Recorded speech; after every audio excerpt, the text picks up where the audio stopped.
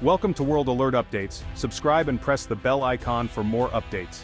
Breaking news from the South China Sea, Scarborough Shoal is once again the center of a dangerous standoff. Philippine and Chinese vessels face off, tension thick in the air. The Philippines brings real naval power. BRP Andres Bonifacio stands firm against China's imposing ships. Chinese ships block the way, but the Philippines doesn't back down. The arrival of the frigate sends a clear message. The Philippines will no longer be pushed around. Military commanders review plans as the world watches. This is a high-stakes game of chicken on the high seas. The Philippines stands its ground, determined to defend its sovereignty.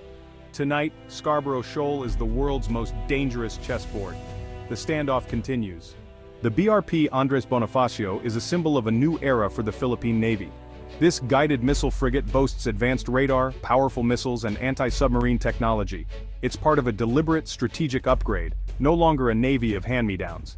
The Philippines has acquired new frigates from South Korea, patrol vessels from Australia, and anti-ship missiles from India. This isn't just about hardware, it's about building a layered, comprehensive defense. Ships, aircraft, and coastal batteries now work together to protect the archipelago. The crew is highly trained, many with experience alongside US, Japanese, and Australian navies. They operate with precision and discipline, ready to defend sovereignty, but trained to avoid escalation. This new fleet is a game-changer, allowing the Philippines to patrol its waters with confidence. It can now protect vital sea lanes and fishing grounds, standing up to intimidation. The presence of these modern ships sends a powerful signal. The Philippines is an active guardian of its interests. The days of being a passive observer are over. This assertive new foreign policy is built on real capability. The Navy's transformation is the foundation of a new national strategy. The world is taking notice. The Philippines is no longer underestimated. Its fleet is modern, its resolve clear. The message, the Philippines is ready, the stakes have changed. As the standoff drags on, the discipline of the Philippine crew is unshakable. The captain stays in constant contact with Manila. Every move is calculated. On the bridge, officers track Chinese ships just yards away. Gunners stand ready, alert but calm. Chinese ships broadcast warnings, but the Filipinos hold their ground. They defend territory recognized as theirs by international law. This conviction gives them strength to stare down a larger adversary. Global attention adds pressure, but also shields the Philippines from unchecked aggression. The Chinese hope the Filipinos will tire and retreat, but the crew is unyielding. The will of a nation isn't measured by fleet size, but by courage. Not long ago, the Philippine Navy was a force of outdated ships, many relics from World War II handed down from the US. These vessels were slow, lightly armed, and ill-equipped for modern threats. Patrolling the vast coastline was a constant struggle. Sailors kept these aging ships afloat through sheer ingenuity and grit, but courage alone couldn't stop modern missiles or fast-moving intruders. Chronic underfunding left the Navy weak, focused on land-based insurgencies rather than maritime defense. The Air Force and Navy were afterthoughts in budget talks. This neglect left the country vulnerable at sea. The world saw the Philippine Navy as one of Asia's weakest. Its ships were more suited for museums than conflict. When Chinese fleets pushed into Philippine waters, the Navy could do little. Ships were too slow, too lightly armed to enforce maritime laws. This inability to defend its own borders was a source of national frustration. The country relied almost entirely on its alliance with the US for protection. This dependency stunted the development of its own defense capabilities. As regional tensions grew, it became clear outsourcing security was no longer enough. The nation needed to stand on its own. This realization set the stage for dramatic transformation. The old Navy was a symbol of vulnerability. Change was inevitable. The 2012 Scarborough Shoal standoff was a turning point. The Philippines sent its largest ship, a former US cutter, against Chinese vessels, but was outmatched. After weeks of tension, the Philippines withdrew. China did not. Losing control of the shoal, just 120 nautical miles from home, was a national humiliation. The event dominated headlines, sparking anger and a deep sense of vulnerability. It was a wake-up call. Relying on allies and international law wasn't enough. Without credible military deterrence, the Philippines would remain at the mercy of larger powers. The 2012 standoff exposed the need for self-reliance and forced a strategic rethink. The focus shifted from internal security to external defense. Out of humiliation, a new resolve was born. Political leaders, military commanders, and the public agreed the Philippines must modernize its armed forces. This was now a matter of national survival. The experience created a powerful consensus for change. A multi-year modernization program began. The goal: build a Navy and Air Force that could credibly defend maritime interests. The memory of 2012 would fuel the drive for transformation. Never again would the Philippines be so vulnerable. In response to the 2012 crisis, the government passed the revised AFP Modernization Act. This landmark law committed long-term funding for military upgrades. The first phase rebuilt the basics: patrol vessels, transport aircraft, helicopters. The second phase aimed higher, acquiring advanced frigates, corvettes, and anti-ship missiles.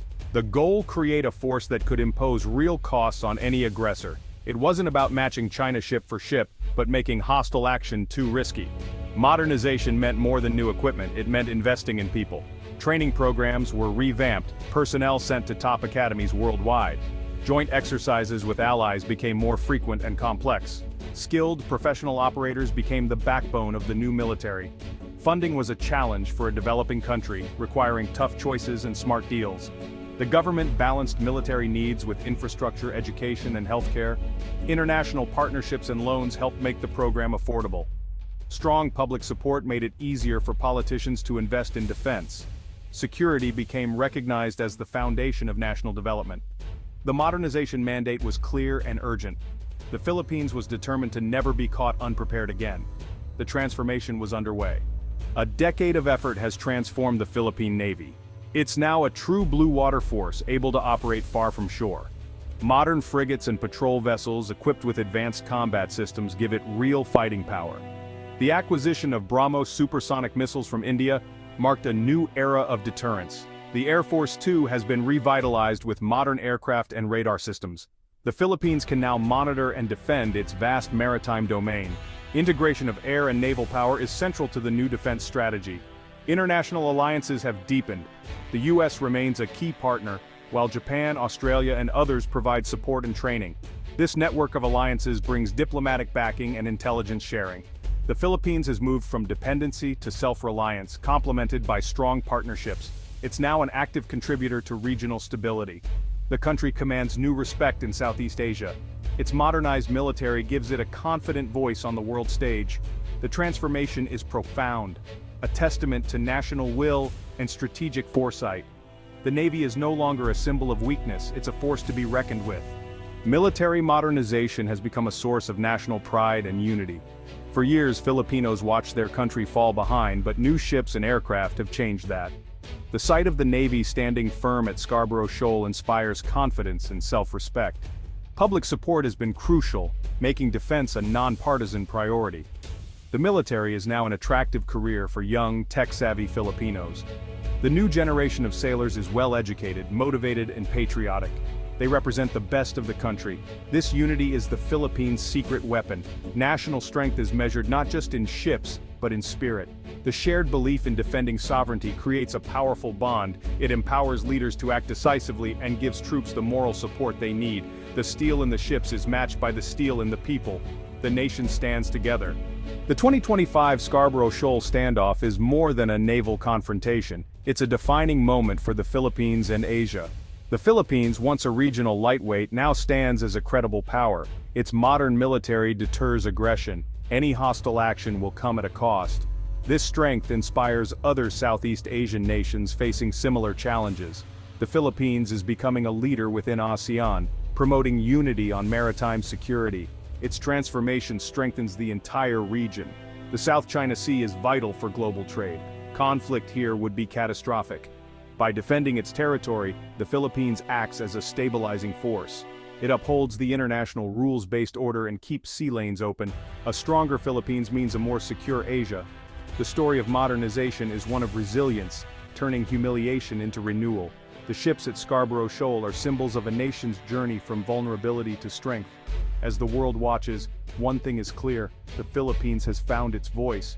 It's ready to claim its place as a guardian of peace and stability in Asia. The future is being written on these waters.